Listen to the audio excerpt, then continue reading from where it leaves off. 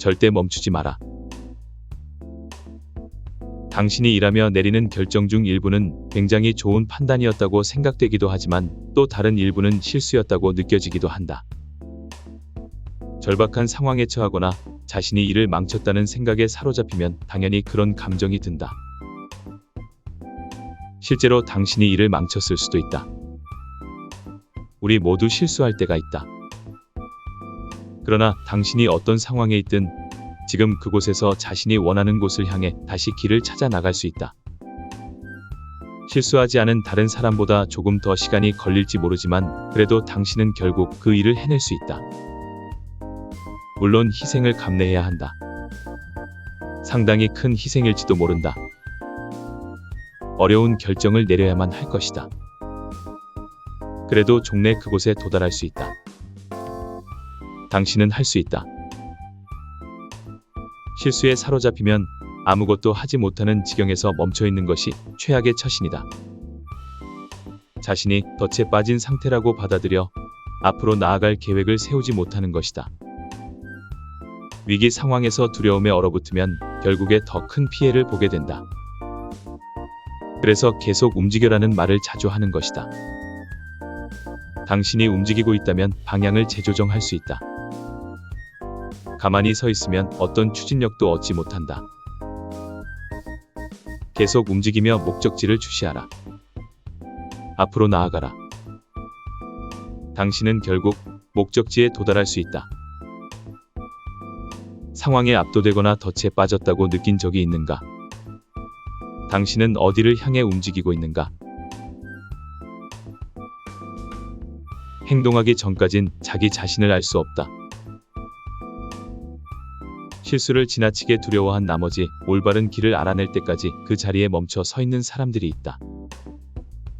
주변 사람들은 모두 자신이 가야 할 길을 완벽히 이해하고 있는데 자신만 제자리 걸음을 하고 있다고 생각한다. 자신을 제외한 모두가 얼마나 자신만만해 보이는지 모른다. 여기서 모순은 제자리에 멈춰 있으면 점점 더 움직이기가 어렵다는 것이다. 하버드 대학교 심리학 교수 엘렌 랭어는 예술가가 된다는 것이라는 책에서 다음과 같이 밝힌다. 행동은 우리 자신을 경험하는 방법이다. 우리는 어떤 결과물이 아니라 자기 자신을 끌어내기 위해 행동한다. 생각만으로는 재능을 발견할 수 없다.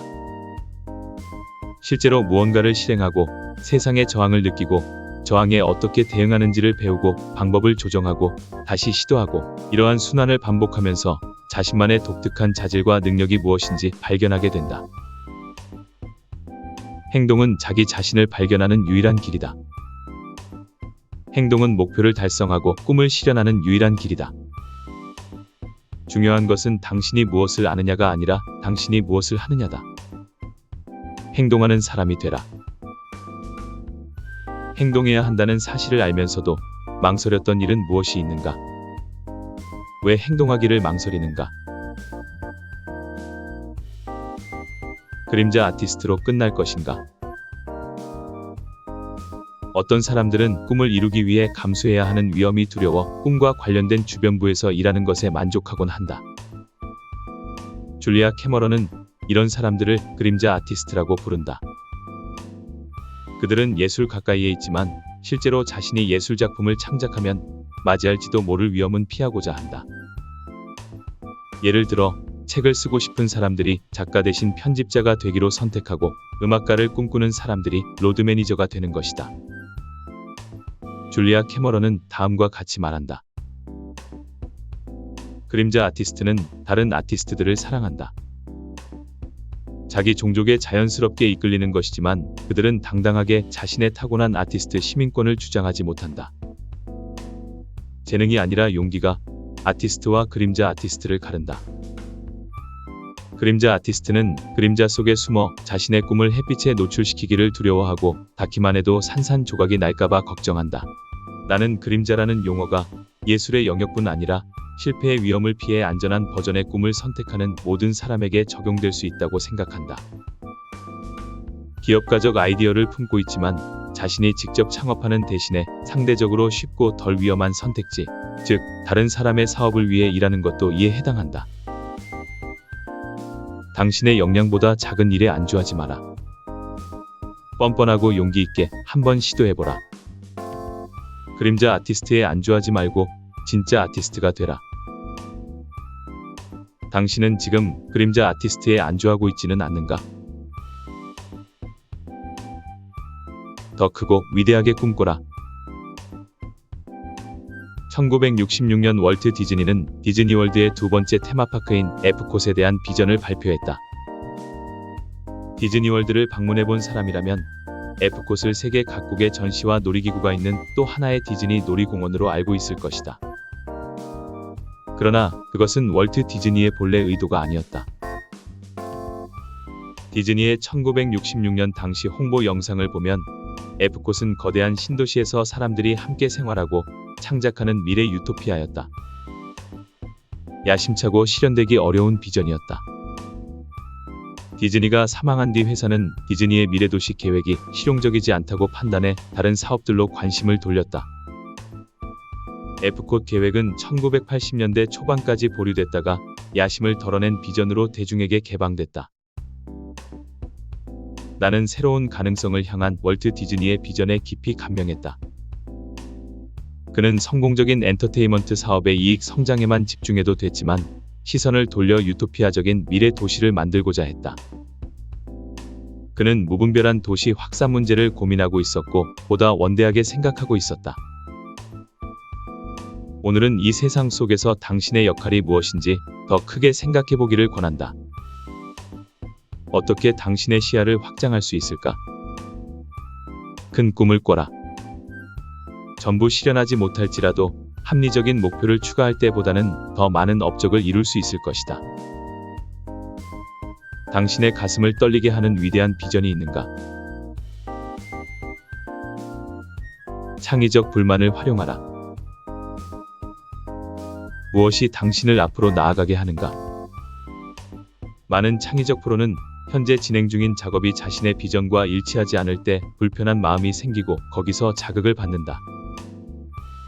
열망과 실제 사이의 간극이 좁혀지기를 간절히 원하고 그 전까지 마음을 놓지 못한다.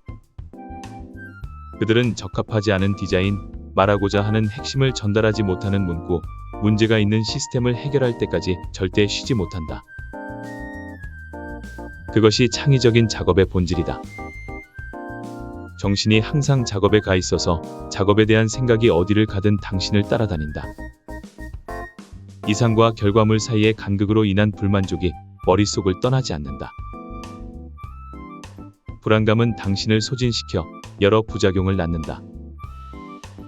하지만 이런 식의 긴장이 항상 나쁘다고 말할 수는 없다. 건강한 불만족은 당신을 앞으로 나아가게 만들고 작업을 발전시키고 기술을 연마하게 만든다.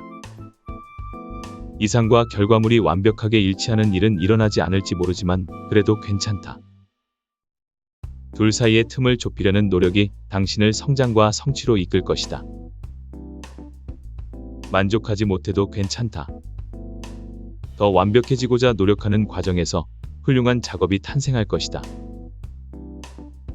비전과 결과물이 일치하지 않아 불만을 느끼는 작업이 있는가? 그 간극을 줄이기 위해 무엇이 필요할까? 실패를 삶으로 초대하라.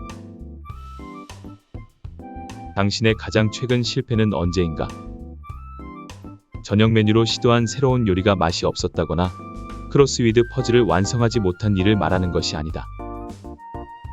위험을 무릅쓴 선택에 자신의 전부를 쏟아부었지만 성공하지 못한 마지막 경험은 무엇인가? 많은 사람에게 실패는 가장 큰 두려움이다. 잠재적인 실패로부터 자신을 보호하는 데 삶의 상당 부분을 할애하기 때문에 마지막 실패가 언제인지 기억도 나지 않을 것이다. 그런 사람들은 자기 능력으로 충분히 감당할 수 있는 프로젝트만 맡는 한편 제대로 목표를 달성하지 못했을 때는 다르게 생각하면 사실은 성공에 가깝다며 합리화한다. 삶의 실패가 전혀 없다면 도전이 필요한 어려운 일은 전혀 시도하지 않고 있다는 뜻이다. 근육을 키우려면 근육이 감당하지 못할 때까지 점점 더 무거운 무게를 들고 또 들어야 한다. 한계점의 끝에 도달했을 때 자신을 더욱 몰아붙인 후에야 운동을 마쳐야 한다. 이런 식으로 훈련하면 다음번에는 역량이 좀 더 커져 있을 것이다. 실패를 겪지 않으면 당신의 역량은 늘 그대로다. 안전하고 예측 가능한 한계 안에서만 살아가게 된다. 그러면 당신은 자신이 무엇을 해낼 수 있는 사람인지 영영 알 수 없다. 당신이 때때로 실패를 경험하지 않는다면 지나치게 안전한 일만 하고 있는 것이다. 가장 최근에 경험한 실패는 언제인가? 당신은 그 실패를 통해 어떻게 발전했는가?